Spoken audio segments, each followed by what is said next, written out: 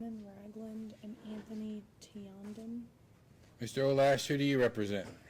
Your Honor, my client is Mr. Tendon, Anthony Tendon. About who represents Mr. Ragland? I am, Your Honor. Larry Forman. Okay. Come on, guys. Mr. Herder, the county ready to go? Yes, Judge. All right, let's read the charges against each of these folks. There's a PV and then an assault second on Mr. Tendon. So on Mr. Tendon, we have an assault 2 and a probation violation alleged, correct? Yes, that is correct. Mr. Ragland has the assault second and then 2 PVs. On Mr. Ragland, an assault 2 and 2 alleged probation violations, correct? That's correct. All right. And are there any preliminary motions from either side? No. Okay. Is the defense ready to proceed? Yes. Yes, Your Honor. County ready? Yes, Judge. Call your witness, please. Judge, the Commonwealth calls Officer Mardion. Officer Mardion, good morning. Morning. Step to the podium here and be sworn, please. Do you swear or affirm that the testimony you're about to give will be the truth, the whole truth, and nothing but the truth, so help you God? I do. Please have a seat in the witness chair. Tap the microphone, please, and make sure it's working. Very well. Mr. Herder, the witness has been sworn, and you may ask. Not on. All right, set the volume. How much? 5,000 on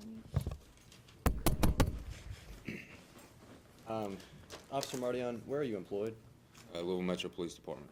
And how long have you been employed there? A little over 6 years. And were you working on December 25th of 2013? Unfortunately, yes. And So did- was I, by the way. I set these bonds, okay? So, for the record, we were the only 2 guys in the courtroom working that day. Go ahead. were you dispatched to 1707 Liberty Bell number 1? Correct. And how did you come to arrive on scene there? It came out as an assault, a fight in front of the location. Did you have, when you arrived, did you have contact with the suspects? I did. And did you have contact with the prosecuting witness? I did. Did you have contact with any other witnesses? No. Did you have contact with the prosecuting witness's girlfriend? I did. And what did the prosecuting witness's girlfriend tell you happened? Basically, she said that the 2 defendants attacked her boyfriend, which was the victim. Don't really recall exactly why they attacked her. She didn't know what for. They got into some type of altercation or argument. Through further investigation, when I talked to the defendants, they said that he was upset because he had got arrested prior to this incident for something to do with stealing air conditioners, and that's why he confronted them. So your understanding upon investigation was that the prosecuting witness had confronted the suspects? Correct. And what happened upon that confrontation? Apparently he was banging on their windows, calling them names. Then he came around, knocked on the door, banged on the door. When the defendants opened the door, he had a dog. Who had a dog? The victim, and apparently told the dog to attack the defendant, supposedly. At that time, the defendants struck the victim trying to protect themselves from the dog, but initially didn't stop and just kept punching them and kicking them. That was from the witness. That's what she stated. And did you observe the prosecuting witness, his physical condition when you arrived on scene? Yes. And were photos taken? Yes.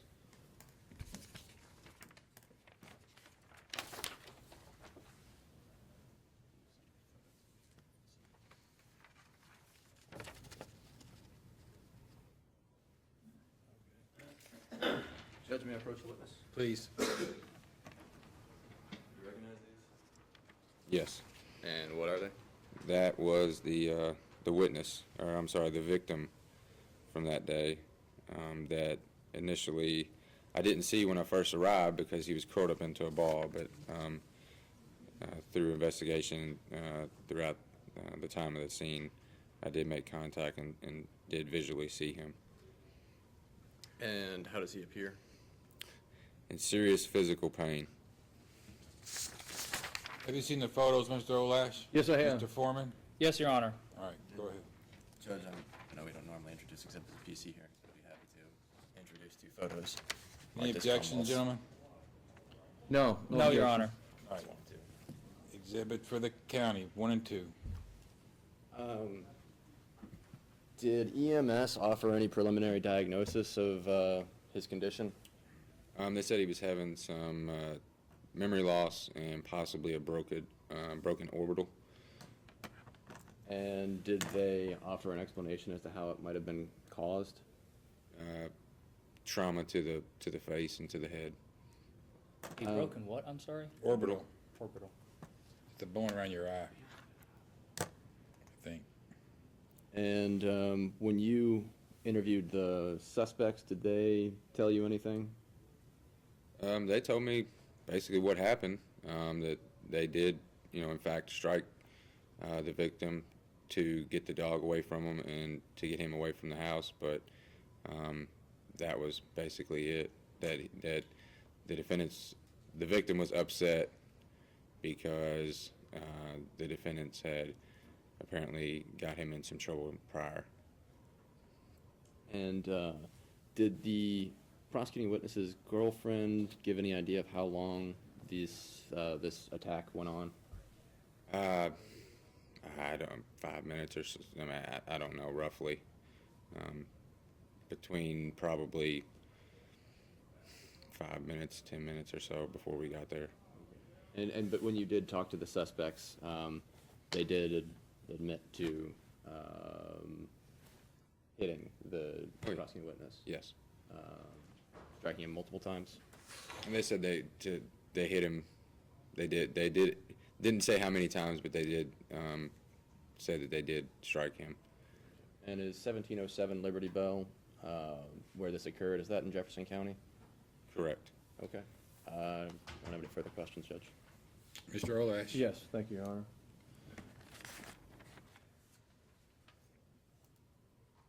How do you pronounce your first name, officer? Jacob. I mean, your Martian. Martian, okay, Yes, Officer sir. Martian. Mhm. So you arrived at the scene and you found a man named John Kinzer and he was in a ball, is that right? He was curled up in a ball. And Correct. he's a large man, isn't he? From average size. I don't know. He was in a ball. I Okay, couldn't if I really tell. told you that I understand he's 6'3" and 250 pounds, would you say would? I don't know. I don't know. I mean, he was a normal sized guy. I don't know about. Okay, so would you agree that he's larger than my client? Yes. Okay. Much larger? He's larger. I don't know. Okay. Now, did you interview him? No, because he Have you interviewed him since? no Have you tried to interview him since? tried. Okay. And in the course of your investigation, you discovered that this altercation was initiated because my client allegedly informed the police or his landlord that Mr. Kinzer was responsible for stealing air conditioning units from the apartment complex they've all lived in? Yeah, that's what they told me. Correct. And you understand that Mr. Kinzer actually has been charged with stealing those air conditioning units, and he has a case pending in this building, is that right? I don't Judge, know. objection. These charges pending against the prosecuting witness aren't relevant at this probable cause hearing. Well, I think it's relevant to show that this complaint that initiated this altercation is legitimate, but I'll move on. I'll say something. Yeah, that's correct. I mean, he did. Objection overruled. That's what the defendant said, that something to do with previous theft. I don't have, But you haven't been able to interview Mr. Kinzer to get his side of the story of why he was there, right? no, sir. Okay. You were able to interview his girlfriend, Yes. and her name is? I have to look at the, The rest Hartford? citations, Sarah Hartford Sarah or Hartford. Hartford? Hartford, I believe. Hartford. And what did you learn from Miss Hartford?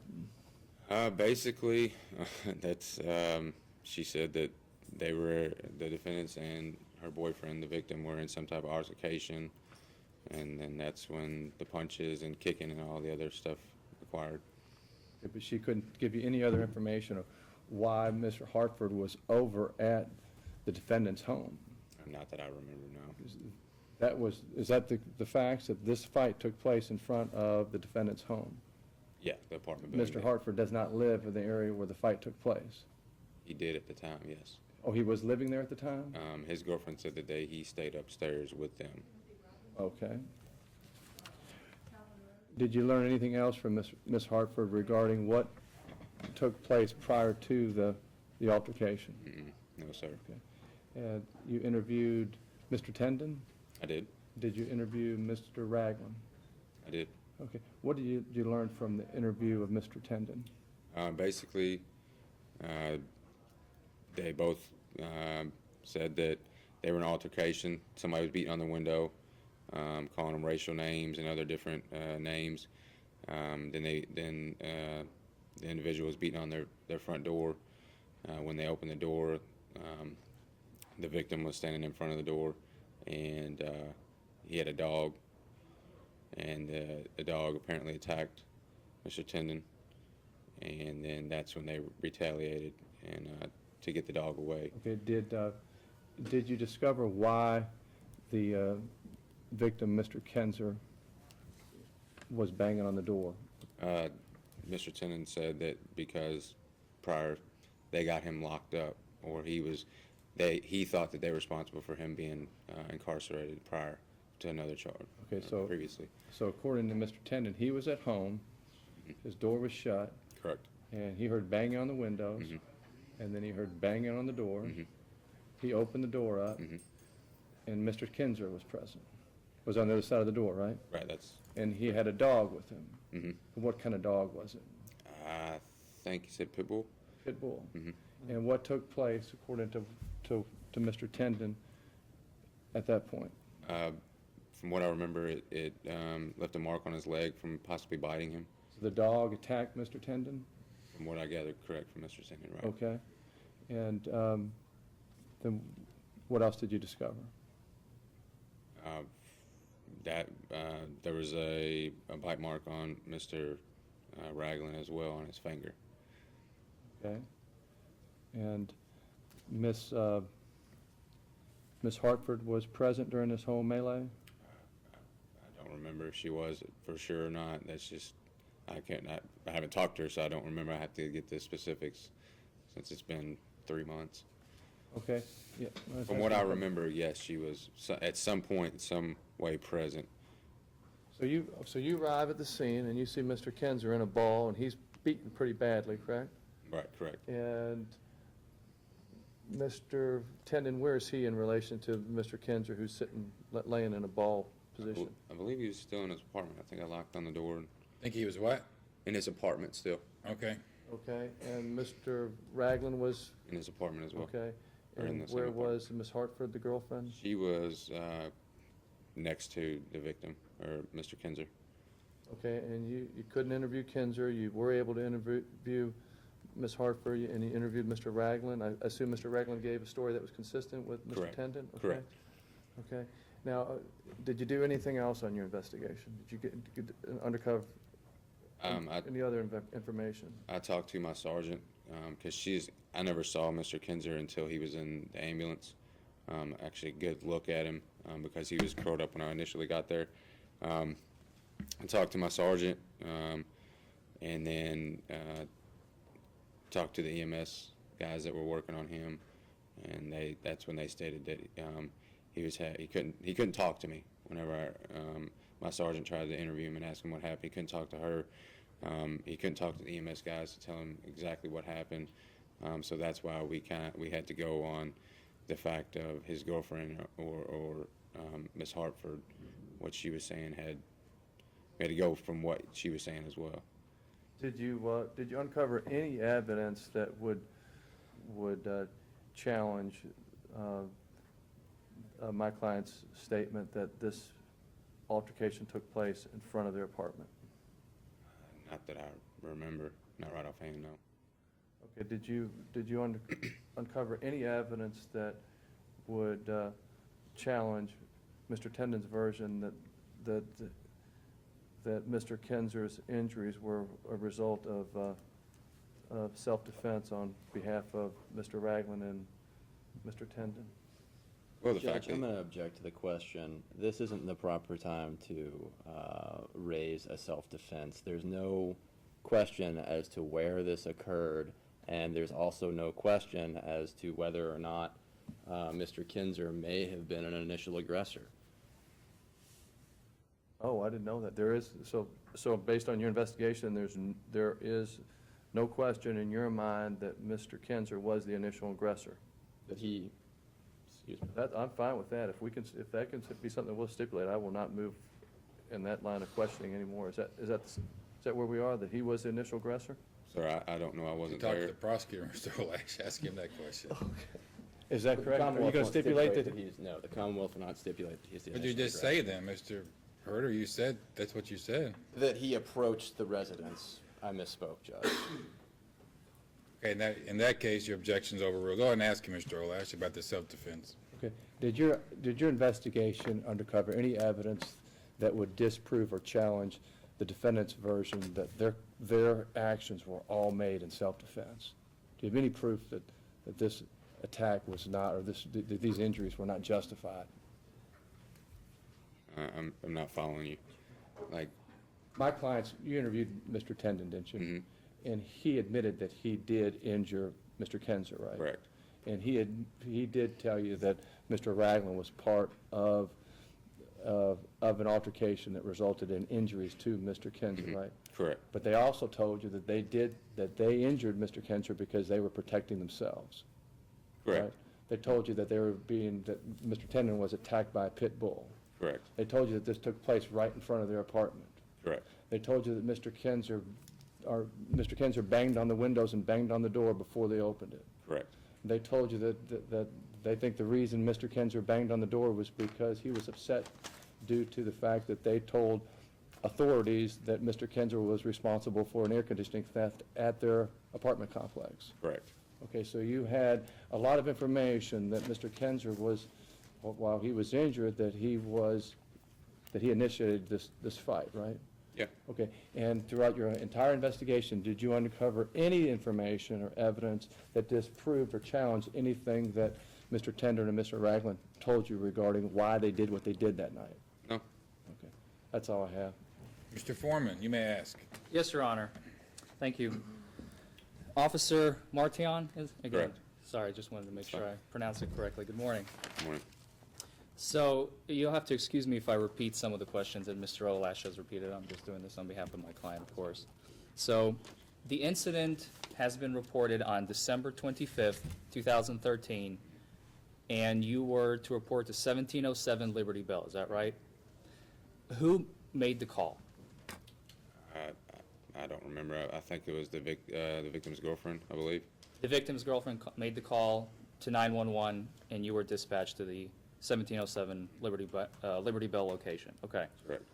At what point did you arrive? As soon as you arrived on the scene, what did you see?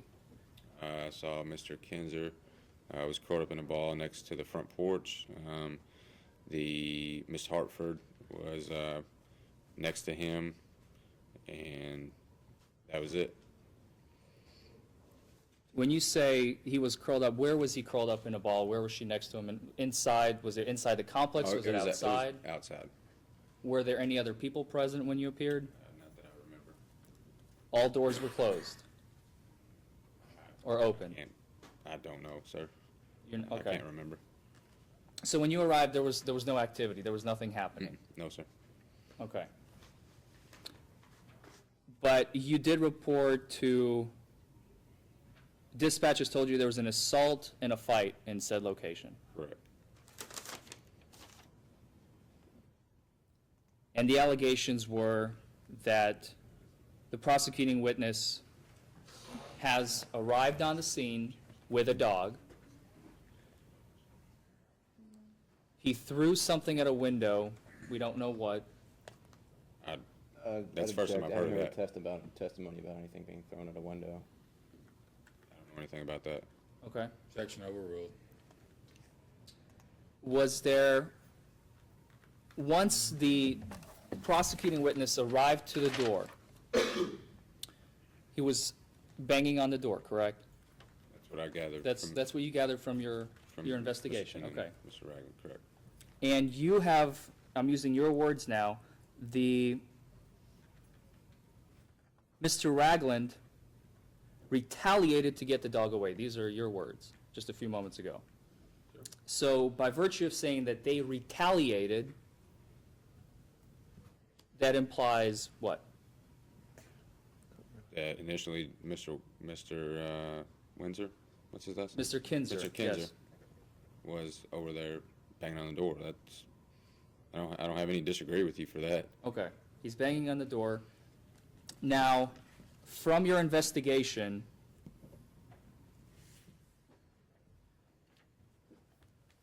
let me ask you this. Why, you said you've attempted to interview Mr. Kinzer on the scene. That was not possible. Okay. Correct. Since then, you have indicated that you've tried to interview Mr. Kinzer. Correct. Why was it impossible?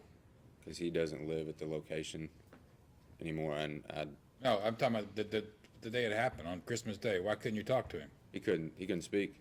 All he could do was moan. Okay. We asked him multiple times if it might All right, meet. that's what I thought the answer was. I just wanted to hear, because he was injured too badly to speak. Go ahead, Mr. Forman. Thank you, Your Honor. I had the same question in my mind for some time now.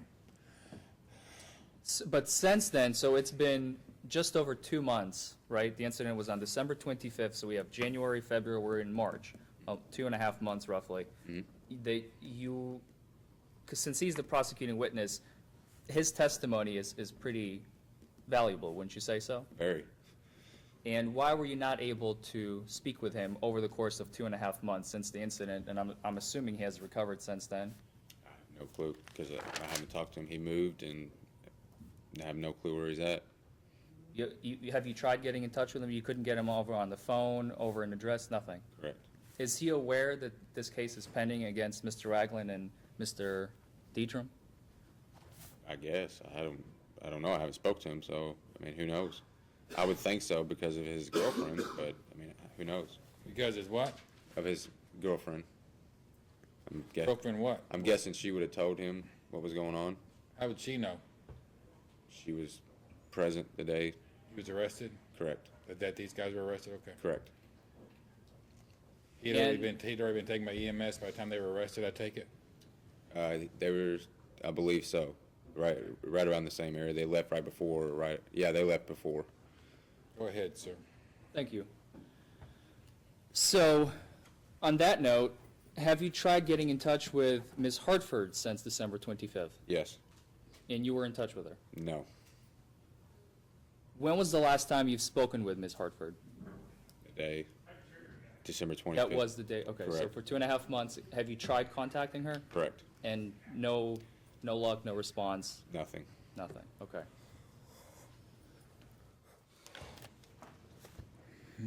Missing in action. And you've stated that you've interviewed both Mr. Ragland and Mr. Dietram on the day of, I correct? did. Correct. At what point did that occur? Did you interview, because when you walked in, you had the prosecuting witness and his girlfriend on scene. They were outside. They were outside. Mm-hmm. So you interviewed whom first? I believe it was Mr. Tendon. So when you, I walked inside the apartment complex. Yes, go ahead. It's a door, so you have to go actually inside. And then, of course, there's 4 individual doors. okay, I knocked on their door, and I believe it was Mr. Tennant who answered. that was the first thing you did when you Yes. walked in, okay? And what did he say? He stated what I said before, that Mr. Kinzer was banging on the windows, and then initially calling him names, banging on the door, and that's when he opened up the door, and that's when the altercation began. That's when the altercation began. And did he describe the altercation to the best of your Yeah. recollection? Yeah. Could you reiterate what did he say? Something that the dog, that Mr. Kinzer had a dog and sicked him on him. And to get the dog off of him, he struck Mr. Kinzer. To get the dog off of him, he struck Mr. Kinzer.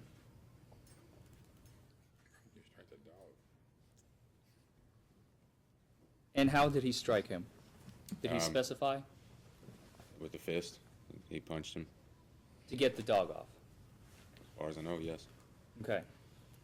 And what did he finish telling you the story of the altercation? What happened next? To get the dog off, and that was basically it, from what I remember. I mean, I'm assuming at some point the altercation has to end, because when you said when you arrived, they weren't fighting anymore. Right. There was nothing Right, happening. Right.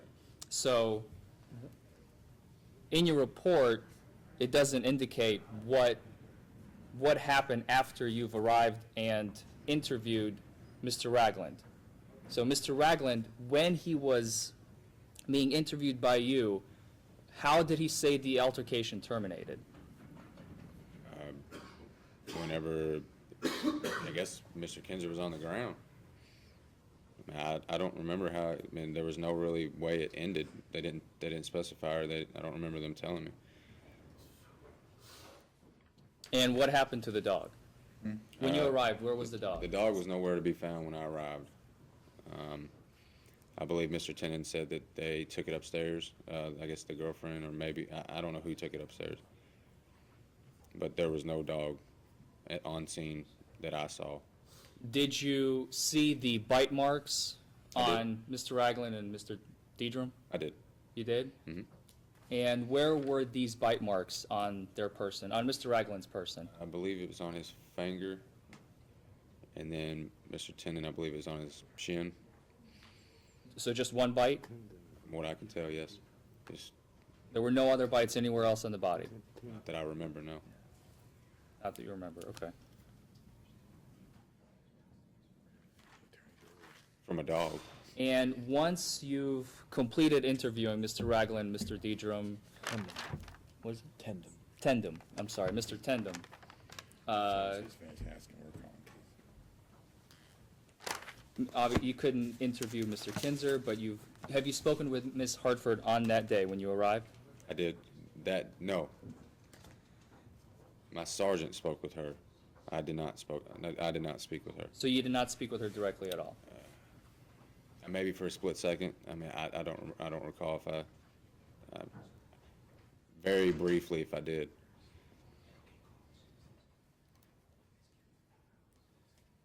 But if she did tell you something, do you think you could recall? You said briefly. So there was some exchange of information, I presume? I don't recall. But at some point, you, after the interview of Mr. Ragland and Tendon, I'm never going to get that name, Mr. Tendum, you made the decision to effect an arrest, correct? Correct. And what led to that decision? The fact of what EMS told me. What did EMS tell you? That Mr. Kinzer was having a really tough time with memory. You have to read the citation that the EMS said he possibly had a broken orbital. His face was completely swollen. The fact that he couldn't talk and give his side of the story. And then you also had the witness as well.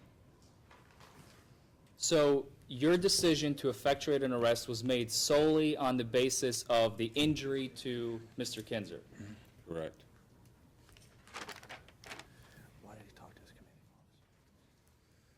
Why did you not speak with your commanding officer regarding, or did you? I did.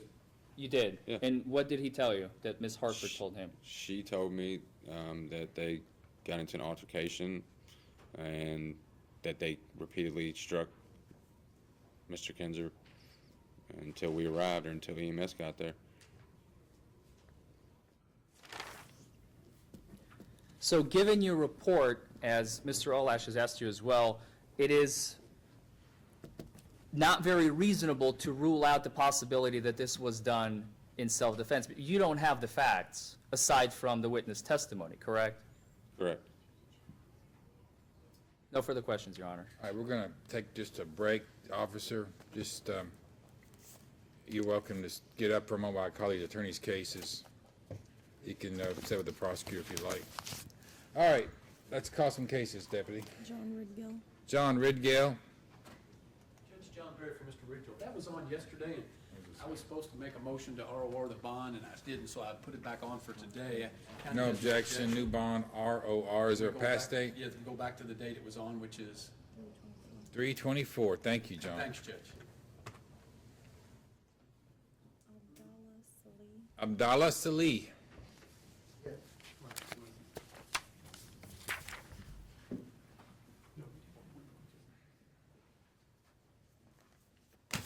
Judge Armanduta appearing. He's present with, in court with our interpreter. Hello, Mr. Salih. 3/21. Mr. Salih, your next court date is March 20. Be here at 9 a.m., please. And Mr. Judah, is there a waiver of the felony rule till then? There is, Your Honor, to that date. Thank you. Order entered, 3:20. Waive the rule. Thank you. Thank you, sir. Thank you so much. Thank you, Madam Interpreter. Have a good day. Couldn't do it without you. All right, Armin. James Scott. James Scott. Good morning, Your Honor. Cassandra Kennedy on behalf of Mr. Scott. This case was on yesterday. He had asked me to redocket it. We rolled it till today because he was not here. I have not been able to get a hold of him to let him know. Bench point will remain out. We're happy to see your client when you get a hold of him, okay? If you have Mr. Gary's cases, I'm also. John Ruffin. John Ruffin. Good morning. Cassandra Kennedy standing in for Byron Gary for Mr. Ruffin. He's present. Continue June 4th to pay balance in full. Mr. Ruffin, your next court date is June 4, and you're going to be taking care of an obligation between now and then, correct? Thank you, guys. You're free to go. Michael Rackard. Michael Rackard. Good morning. Cassandra Kennedy standing in for Byron Gary for Mr. Record. He is present. Coming forward. Mr. Rackard, good morning. Your next court date is July 1 on this case. You understand? Any felonies? He's not. 9 o'clock in the morning on July 1. Maybe by then the snow will be melted. You never know. Thank you. And then, the Barrys are still. Kids will still be in score. I know that much. Any more attorney's files over there? Any, No Mr. more. Barry and Mr. Hinton are still over there. Mr. Hinton and Mr. Barry, your file. Anything else I can call for you gentlemen right now? All right, Mr. Herder, you'd like to, is the officer still in the witness chair? Yes. You may ask your redirect, please. Thank you, Judge. Officer Mardion, other than the injuries to the defendant's hand and chin caused by the dog bite, did they sustain any other injuries from the altercation? No. Were they transported? Let me retract that. Mr. Ragland had a mark on underneath his arm, I believe, that he stated that the victim's girlfriend bit him. And were either of them transported to the hospital for any of those injuries? No. Okay. And as to what the girlfriend did, how was she involved? Why was she involved? From what I gathered, she was trying to help her boyfriend or the victim out, I guess to get Mr. Tennant and Mr. Ragland off of her boyfriend. And So this defendant the prosecuting witness who I guess we've heard from testimony is a big guy, 265, needed his girlfriend to help him out. yes. Okay. And when what did EMS say the injuries were to, or did they say whether he had lost consciousness? I don't remember if they said that he lost consciousness, but I know that they said something to the effect of he was having a hard time with memory, and that he possibly had a broken orbital. Okay. And I'm curious, but how would, did Did the suspects, the defendants, did they call 911? Did they call the police at any point? Not that I'm aware of. So when there was someone outside banging on their doors, they made no effort to contact LMPD? Not that I'm aware of, no, sir. So there's some person banging on their doors, and they opened the door to that person? Correct. Okay, and they engaged that person? Correct. And they admitted to you, excuse me, did they admit to you that they engaged him with striking him? Correct. So- Yes. And both of them admitted they hit him? Yes. And the prosecuting witness went to the hospital Correct. and suffered what appears from the photograph I showed you to be a severe skull fracture. Very. Yes. And the two defendants sustained no injuries except for the dog bites. Correct. Judge, I have nothing further. Mr. Olash, No other questions? Mr. Forman. Just one question, officer.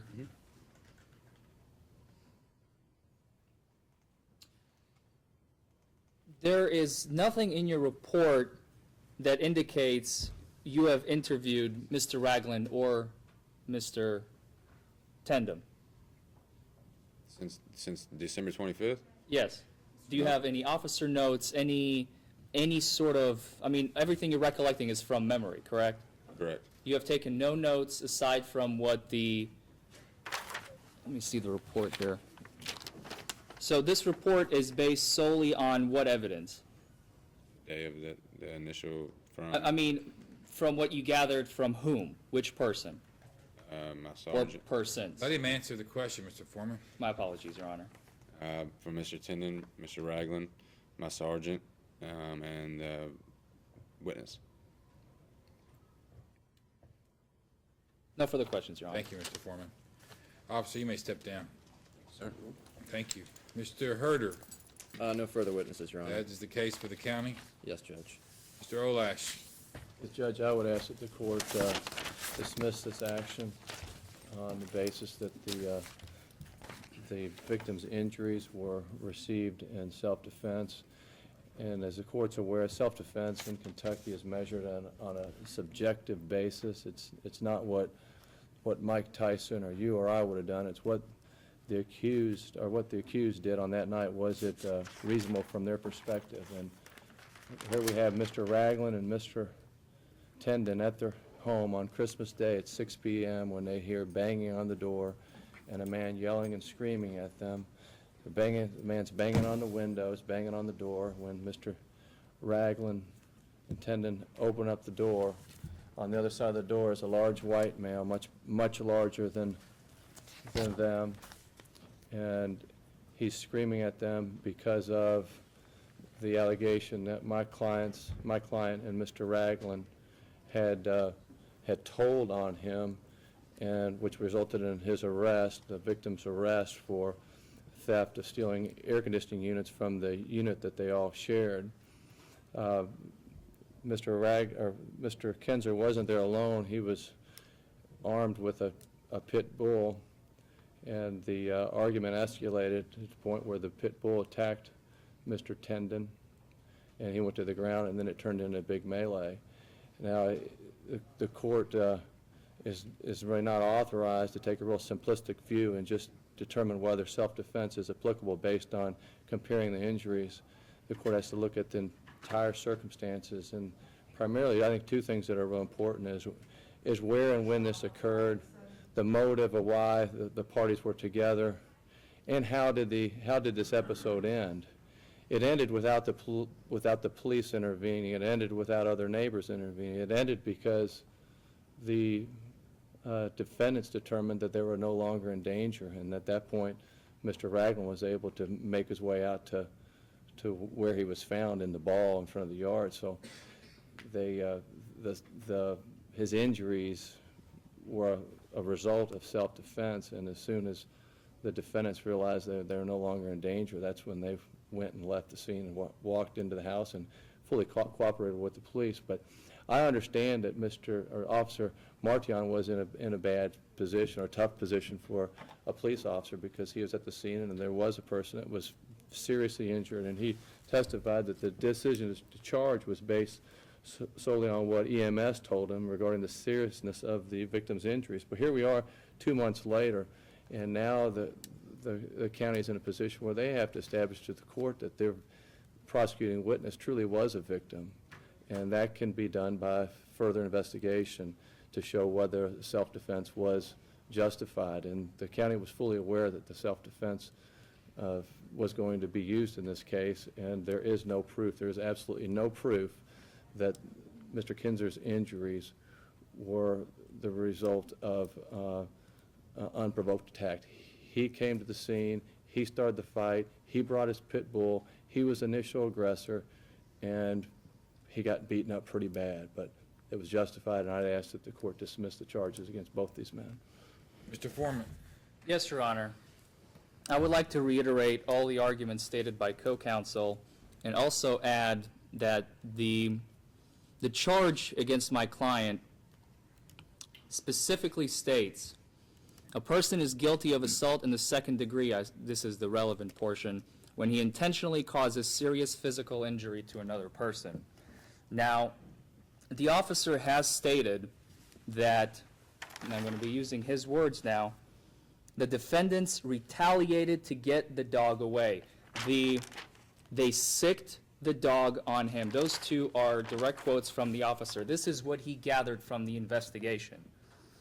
When the defendants opened the door, they were trying to figure out what the ruckus was about. There was a bang on the window, there was a bang on the door, there's potential threat, there's potential danger outside in the hallway. They opened the door, and based on the officer's testimony, a dog was released upon the two clients, my client and Mr. Tendem. Now, an intent to cause physical injury, to me, sounds, what you need to have an initial aggressor. The initial aggressor, as the officer at least a couple of times mentioned on the stand, was Mr. Kinzer.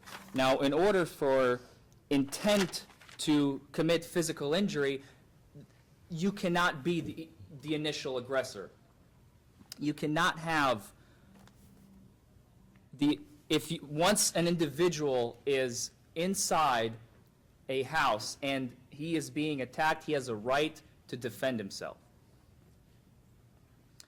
And therefore, I believe, based on the officer's testimony that we were able to gather today,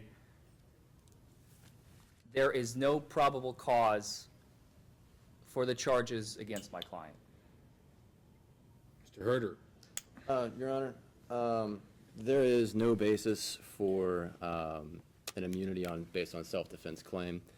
And moreover, Judge, I would say just for the purpose of this hearing is for probable cause on assault second, and the court certainly heard more than enough evidence to make a finding of probable cause. The court heard that while the prosecuting witness may have behaved provocatively, they made no effort to contact police, but rather they engaged him. And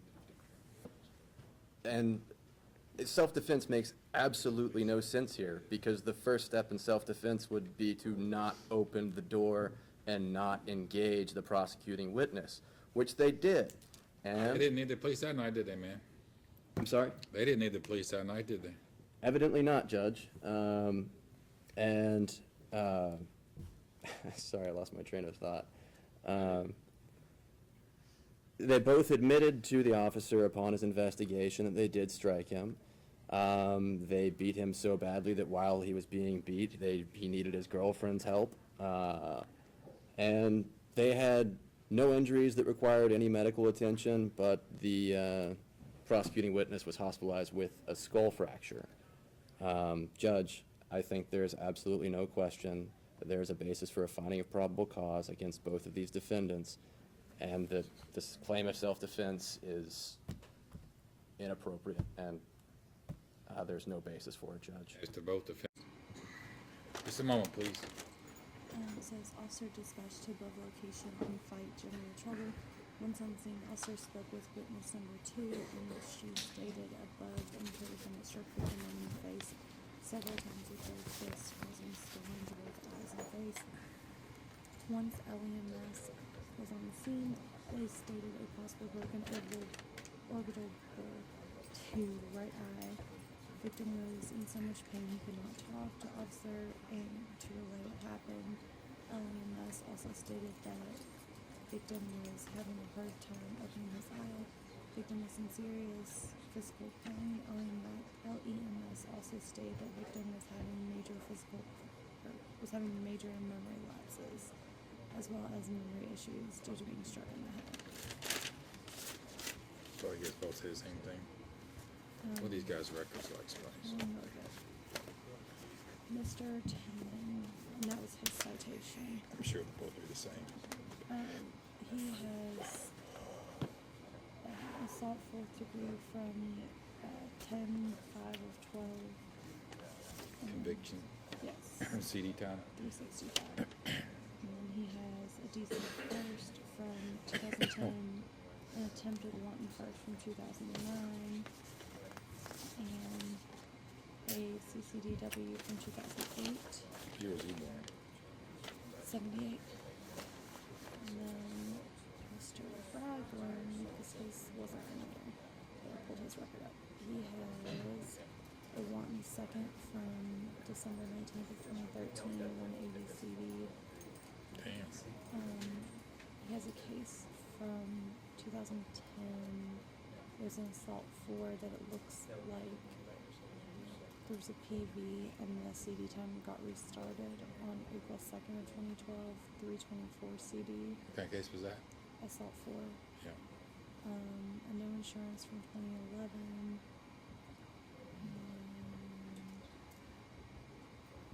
A POM from 2005. No insurance from 2005. No, you can turn it off. It's fine. What's these guys' last name? Tindon and Ragland. Tindon.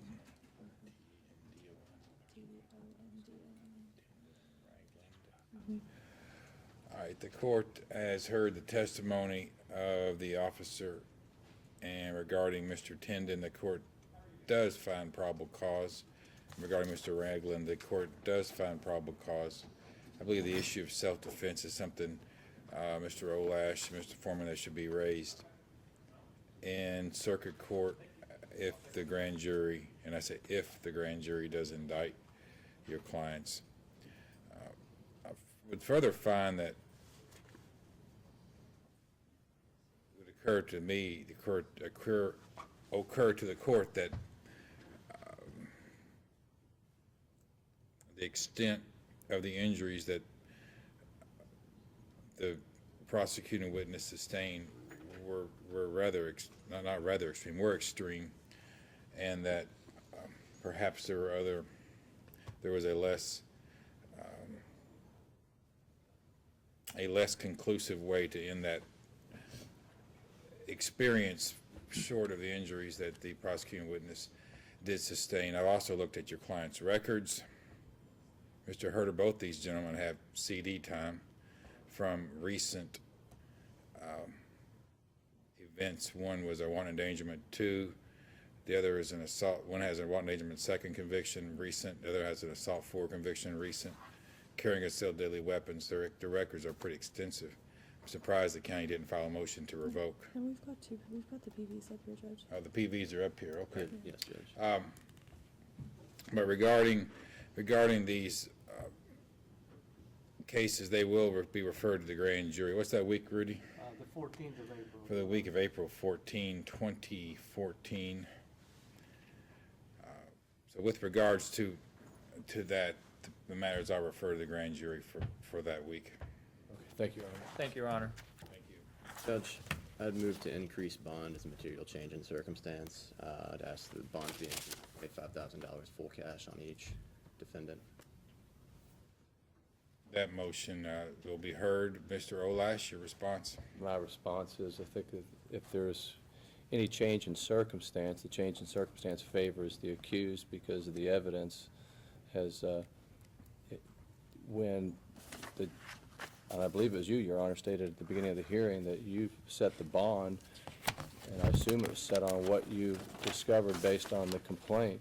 And the complaint all favors the government entirely. It doesn't show any evidence of self-defense. Now the court has heard the proof, and I understand the court's position that the self-defense claim regarding probable cause purposes for a dismissal is better heard in circuit court. But when we're talking about a bond, and the county's raised the position that the change in circumstances requires a increased bond, well, the change in circumstances is that the police officer testified that the SALT 2 charge was based solely on what he heard from EMS regarding the seriousness of the charges.